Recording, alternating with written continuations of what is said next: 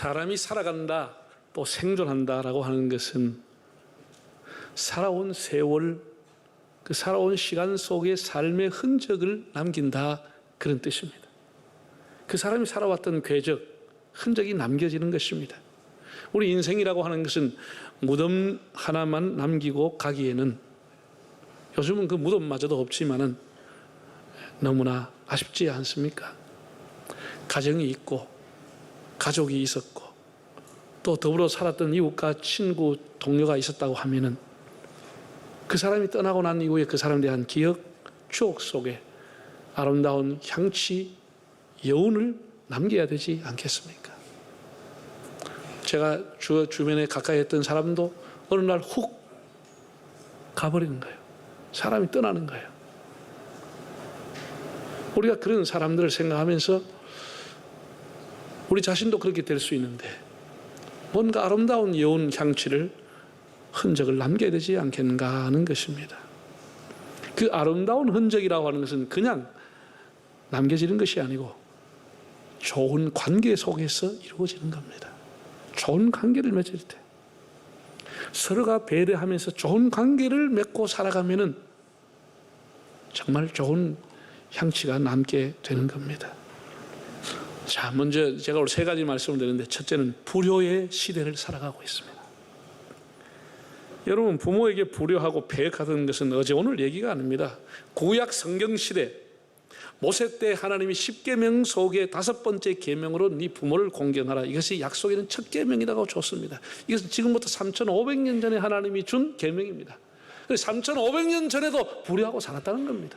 그래서 하나님이 인간에게 준 첫 번째 계명이 뭐냐? 네 부모를 공경하라. 네.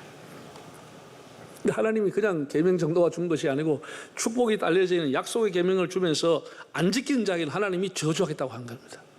저주하겠다. 지금 목사가 이런 얘기하면 큰일 나죠. 그런데 성경은 구약에 보면 하나님이 직접 말씀이에요. 출애굽기 21장 15, 17절 자기 부모를 때리는 자나 저주하는 자는 반드시 처형하라. 반드시 죽이라 그랬어요. 신명기 27장 16절 부모를 없인 여기는 자는 저주를 받으리라. 잠언 30장 17절 아비를 조롱하고 어미를 멸시하는 자의 눈은 까마귀에게 쪼이고 독수리에게 먹힐 것이다. 부모에게 불효하면 눈이 까마귀가 쪼아가고 독수리가 그냥 낚아채 간다는 거예요. 하나님이 이렇게 엄하게 말씀을 했어요. 예수님께서 마가복음 7장을 보면 고르반에 대한 얘기를 했습니다. 당시에 유대인이 고르반이라고 하는 것은 하나님 앞에 드리는 예물, 하나님 앞에 드리는 헌금을 고르반이라는 용어를 사용했습니다. 그 사람들이 왜 불효하느냐? 예수님 당시에도 유대인들은 내려오는 전통, 심지어 하나님 앞에 드리는 고르반이라는 것을 가지고 탈출구를 삼았다는 겁니다. 나는 하나님 앞에 고르반 냈어. 돈이 없어서 부모님 못 섬긴다.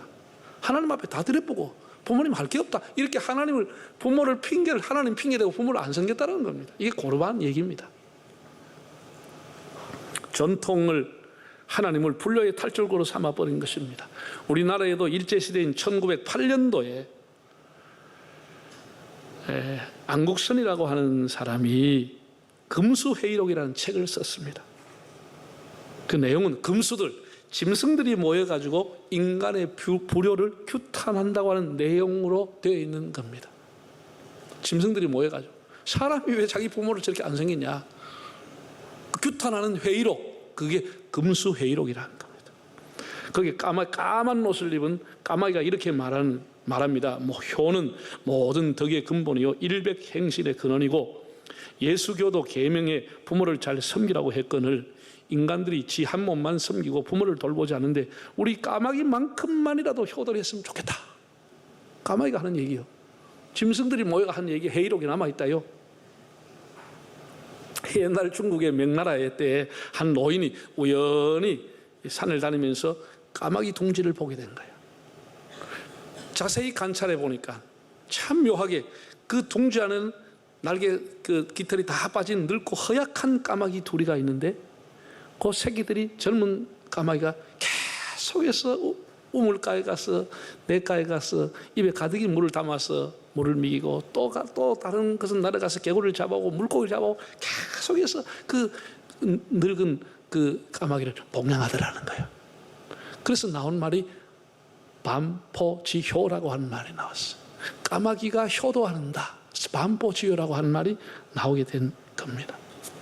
이렇게 우리가 지금 우리 대한민국을 가서 동방의 예의지국이라 그 말이 사라졌습니다. 그렇게 쓰는 사람도 없고, 예?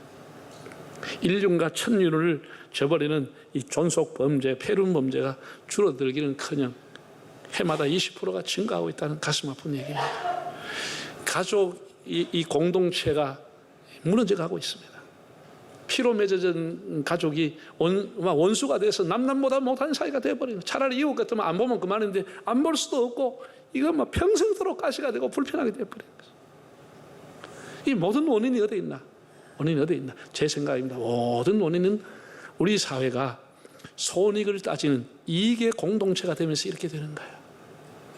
우리 사회가 다 서로를 배려하지 않아. 돈이 되느냐 이렇게 보는 거예요. 부모가 살아있는데 내한테 무슨 도움이 되나? 돈이 되냐? 이런 얘기입니다. 이게 우리 사회가 이익의 공동체로 가기 때문에 이익을 줄 수 없는 사람은 존재할 필요가 없다는 생각을 하는 거예요. 이게 참 너무나 금수만도 못한 세상이 되어가고 있는 겁니다. 옛 시인은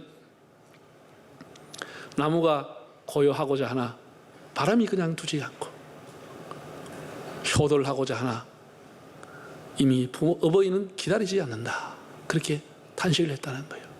예? 우리가 잘 아는 송강 선생, 정철 선생은 어버이 살았을 때 섬기기를 다해라, 응? 돌아가시면 애달다 의하리, 그런 시를 남기지 않았습니까? 여러분, 이 불효의 시대에 우리 그리스도인들은 구별된 삶을 살아야 되고 하나님 말씀대로 살아야 되는데 지금이라도 효도할 수 있기를 바랍니다. 세상 흐름대로 살면 안 되는 거예요. 세상이 다 동성이하면 교회가 동성이할 거예요, 성도들이? 세상이 다 하나님 암성이고 우상성이면 교회가 문 닫고 다 세상으로 갈 겁니까? 우리는 하나님을 최고의 가치로 섬기고 하나님 말씀을 최고의 가치로 섬기는 사람들이에요. 네? 하나님께서 우리에게 너 낳은 부모를 공경하라, 그럼 어려운 것도 아닌데, 어려운 것도 남의 부모도 섬긴다는데. 네? 두 번째, 성경의 가르침을 보겠습니다. 오늘 본문에 보면 사도 바울이 우리 잘 아는 말씀인데 이렇게 말했습니다. 에베소 6장 1, 2절 한번 읽어보겠습니다. 자녀들아, 주 안에서 너희 부모에게 순종하라. 이것이 옳으니라. 네 아버지와 어머니를 공경하라. 이것은 약속이 있는 첫 계명이니 라고 했습니다. 순종하라, 오늘이라, 옳으니라. 공경하라, 약속이 있는 계명이다, 이렇게 말했습니다. 순종이라고 하는 것은 굉장히 수동적입니다. 그러나 공경한다고 하는 것은 아주 능동적이고 적극적인 겁니다. 순종하는 것이 옳으니라. 헬라어를 찾아보니까 옳다고 하는 이 단어는 디카이오스라는 단어로 됐어요. 디카이오스라고 하는 해석이 순종한다는 해석이 아니고 원어적인 의미는 거룩한, 의로운, 공정한, 이런 뜻을 갖고 있어요. 그러니까 부모님에게 순종한다고 하는 것이 뭐냐? 그것이 의롭다라는 거예요. 그것이 의로운 것이고 그것이 거룩한 것이라는 거예요. 너 사회 정의를, 입만 때만 정의를 주장하는 사람이 있는데 그 의로움이 뭐냐? 부모를 공경하는 것이 의로운 것이다. 그것이 옳은 일이다, 거룩한 일이다라는 거예요. 거룩한 일이다. 이 의로움과 거룩함은 하나님이 가지고 있는 성품입니다. 하나님 가진 성품이에요.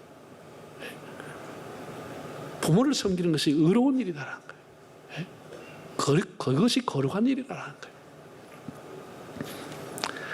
그 다음에 공경하라고 하는 말은 헬라어로 티마오라는 단어인데 높기 평가하다, 존경하다, 그런 뜻입니다. 부모님들 아주 평가절하하고 우습게 하는 것이 아니고 높이 평가하고 존중하고 존경하라, 그것이 티마오, 공경하라는 뜻입니다.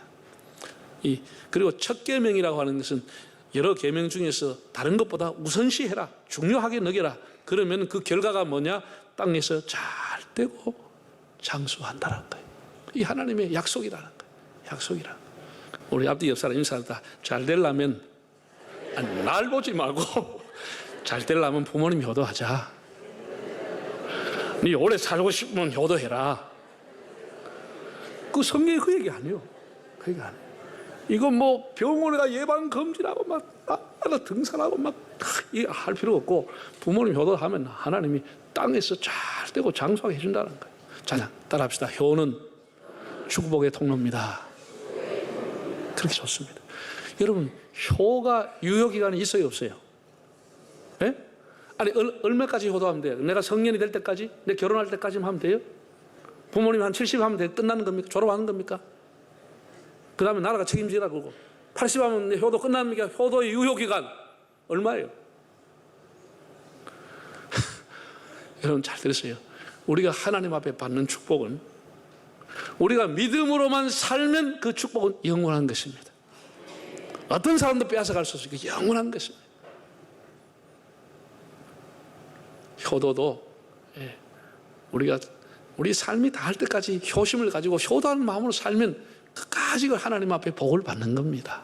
복을 받는 겁니다. 유효기간이라는 게 뭐 이 세상의 모든 물건, 모든 살아있는 것은 전부 다 유통기간이 있고 전부 다 유효기간이 있지만 하나님 앞에 받는 축복만큼은 유효기간이 없는 겁니다. 길이길이 복을 받으시려면 길이길이 효도하시면 됩니다. 오래오래 복 받고 사시려면 오래오래 효심 가시고 사시면 됩니다. 여러분 중에서 나는 뭐 부모님이 돌아가셔서 나는 이 계명은 자유하다 이런 생각하시는 분이 계실지 모르겠습니다. 여러분 부모님 안 계시면 여러분 주변에 어른도 없습니까? 어른도 없어요? 집안에 어른도 없어요? 여러분 지금까지 클 때까지 여러분 올 때까지 여러분을 지도해주고 여러분 가르쳐주고 요즘 말하면 뭐 멘토 나를 도움을 주고 그런 분도 없습니까? 교회 오면 어른이 없습니까? 여러분 교회 안에도 어른들 계시고 은퇴하신 장로님, 은퇴하신 권사님, 은퇴한 안수집사님도 계시고 은퇴한 집사님들 많이 계시고 독거노인 반찬 봉사도 있고 경로대학도 있고 아니 얼마든지 가서 봉사할 수 있고 식당에 가 봉사해 줄 수도 있고 아니면 뭐 내가 좀 형편되면 뭐 봉투라도 하나 줬으면 말이지 어른들 좀 반찬 좀 잘해드려 할 수도 있고 내가 얼마든지 효라고 하는 이 축복의 통로, 효라고 하는 것을 통해서 하나님 앞에 영광을 돌릴 수 있는 길이 있는 거예요. 없는 거예요. 내 부모님 돌아가셨다고 자유되는 게 아니야. 얼마든지 할 수 있어. 제가 존경하는 목사님이 이름만 되면 알만한 분인데 많은 교인 중에 그 교인 중에서도 좀 가난한 편에 속하는 집사님 내외가 있는데 참 성실하게 신앙생활 잘하는데 그 부인이 자기한테 이런 얘기를 하더라는 거예요. 목사님, 제가요 애들 데리고 야 이번 토요일 날 우리 가까운 양로원에 가서 한번 봉사하면 어떻겠냐.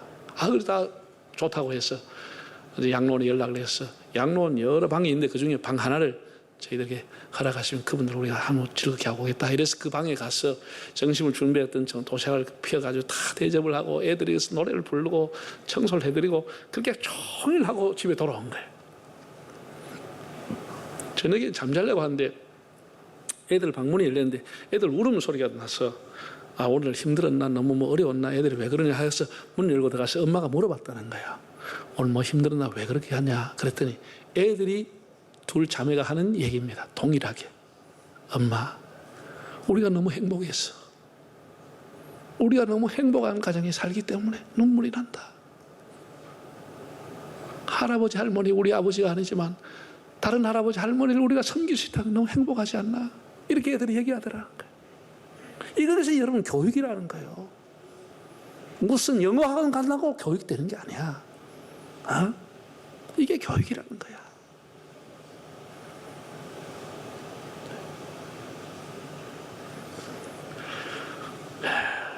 우리 성경의 가르침을 배워야 되고 또 이렇게 마지막으로 서로를 배려하는 겁니다.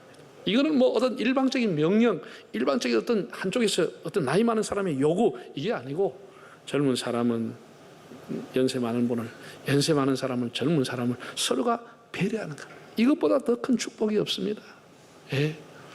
여성으로 살다가 결혼하지 않고 여성으로 생을 마감하는 사람은 엄마를 모릅니다. 엄마의 마음을 모릅니다. 글로서는 알겠지만 몰라요. 그러나 아기를 낳아본 사람은, 엄마가 된 사람은 한 번 엄마는 영원한 엄마로 살아가는 겁니다. 뭐 치매가 왔으면 어쩔 수 없지만 가난해서 한편이 없어서 힘들어서 자식들의 도움을 주지는 못할 자리에 있어도 그 마음만은 영원한 엄마로 살아가는 거예요. 엄마가 뭐예요? 늘 품어주는 거예요. 늘 뭐 하나 주려고 그러는 거예요. 늘 자식을 위해서 뭐 이렇게 하는 게 엄마의 그 마음, 한 번 엄마가 되면 영원한 엄마가 되는구나, 그걸 내가 알았습니다. 그런 생각 드시죠? 그 제가하고 제 아내하고 비교해봐도 확실히 차이가 납니다. 이 남자가 자식을 사랑하고 손자 사랑하는, 이건 뭐 기분 좋으면 하고 안 기분 나쁘면 이 시간도 가라 이거 이러고 맙니다. 그런데 엄마는 그렇지 않아요. 할머니는 그렇지 않아요.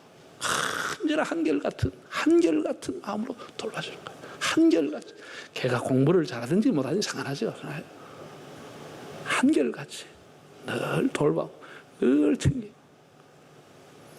제가 서울에 한번 회의를 가면 집 사람이 항상 여보 그냥 오지 말고 손자 만나가지고 딸내미 만나가 그 용돈이라 좀 주고 오세요. 그냥 오지 말고 나한테 좀 잡비를 줘봐라. 내가 주고 오지 있어요. 항상 엄마의 마음, 할머니의 마음이라는 것은 이 세상에 뭐하고 비교가 안 되는 거예요. 항상 그런 거예요. 한결같은 거예요. 그 애가 잘하느냐 뭐하냐 이건 상관없어. 자기 마음이 그런 거예요. 그래서 내가 느껴진 건 따라합시다. 한 번 엄마는 영원한 엄마다. 그런 마음을 여러분이 가지고 여러분의 부모님들이 혹시 형편이 못해서 못 줄 수는 있지만은 우리 엄마는 저런 마음을 갖고 평생을 살아가는구나 생각하고 공경하면 되는 겁니다. 여러분이 살아온 스타일이 다릅니다. 생각이 다릅니다. 여러분 사고방식이 다릅니다. 아니 40년 50년에 가난하게 살았던 사람하고 지금 내하고 어떻게 같아요? 다를 수밖에 없지. 그러나 그걸 존중하고 공경하고 인정해주고 그 바꾸려고 하면 바꿔줘요? 고치려면 고쳐줘요? 안 고쳐요. 예. 그냥 그 고세가 죽을 때까지 가는 거예요. 그러니까 그런 줄 알고 그냥 존경하고 해드리는 거예요. 왜? 내가 못 올 때 왔나? 그런 소리 나오지 않도록 하는 거예요. 예? 저는 이 고부 간의 갈등의 문제를 오래전에 제가 성경을 보면서 룻기서를 통해서 모델을 찾았습니다. 제가 여러분 룻기를 얘기했죠. 이 룻기에 나오는 시어머니의 배려. 시어머니의 배려가 있기 전에 젊은 며느리가 늙은 가부 시어머니를 먼저 배려하는 마음. 이 이중창이 이 가정을 복되게 하는 거예요. 이 배려라고 하는 것은. 예? 여러분 룻기서는 세 가지 큰 교훈이 있습니다. 하나는 비록 이방인이라 할지라도 하나님 앞에 돌아온 사람 하나님이 구원하신다. 구약에 나오는 사도행전입니다. 구약에 나오는 사도행전. 비록 이방인이고 비록 국제 결혼을 했다 할지라도 하나님 앞에 돌아온 사람 하나님의 백성이 될 수 있다. 이 하나님의 교훈입니다. 두 번째는 다윗 왕의 정통성을 밝혀준 족보의 얘기입니다. 보아스는 오벳을 낳고 오벳은 이새를 낳고 이새는 다윗 왕을 낳으니라. 그래서 다윗 왕의 족보를 밝혀주는 책입니다. 정통성.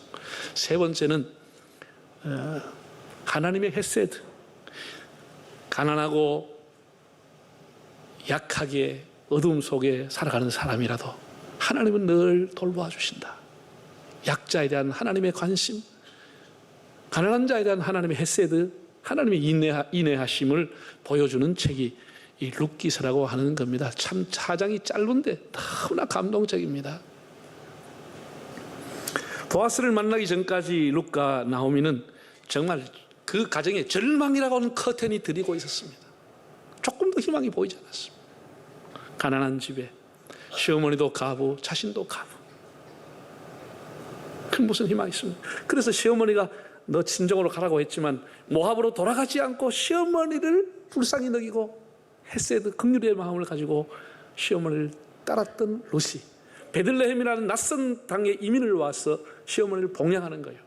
그런 얘기입니다. 예? 그런데 그게 이제 추수 때가 돼서 손 빨고 있을 수 없으니 이삭을 주러 나간 거예요. 이삭을 주어서라도 시어머니를 봉양했다고 나가는데 마침 그 밭이 보아스라고 하는 사람의 밭으로 갔더라.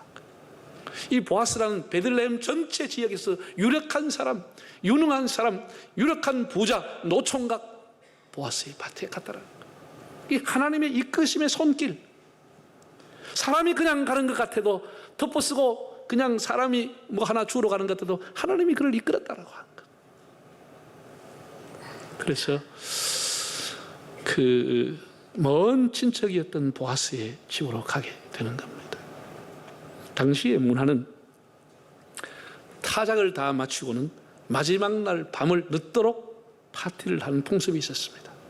파티가 늦어지기 때문에 그날은 성문이 닫혀서 성 안으로 들어갈 수가 없어서 나락단 곁에서 잠을 잘 수밖에 없게 된 거예요. 이 마지막 타작이 끝나면 룻은 더 이상 보아스의 밭에 이삭을 주우러 갈 수도 없고, 룻은 그의 신분상 더 이상 보아스를 만날 수가 없는 것이 그냥 끝나버리는 것이. 타작하는 마지막 날 밤, 이날이 마지막 기회인 것입니다. 이 유대 풍습을 알고 있었던 나오미가 속 깊은 생각을 하게 되는 거예요. 이 마지막 밤을 놓치지 않기 위해서 나오미가 여러 가지 방책을 연구하는 중에 3장 1절에 이렇게 얘기합니다. 며느리를 불렀어. 뭐라고 하죠?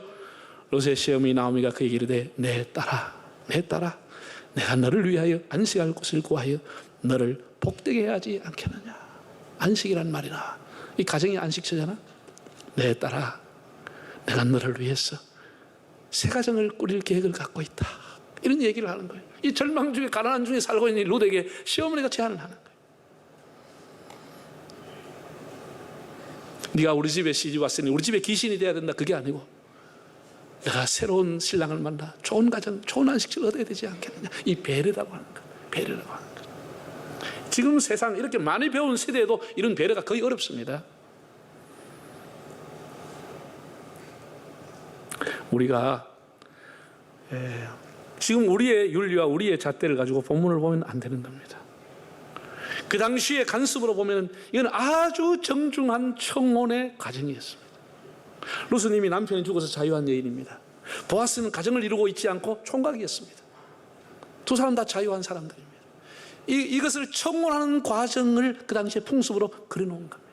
아주 정중하게. 그래서 그 룻이 먼저 프로포즈를 하도록 시어머니가 가르쳐주는 거예요. 오늘 밤에 네가 목욕 제격을 하고 이 옷과 몸에다가 향수를 바르고, 분명히 오늘 밤에 파티가 늦어서 보아스는 다른 나락단의 곁에서 잠을 잘 거다. 그러면 네가 발꿈치 사이로 들어가라. 참, 여러분 이렇게 가르쳐주는 시어머니 있습니까? 뭐 읽어보면 아슬아슬하지 않습니까?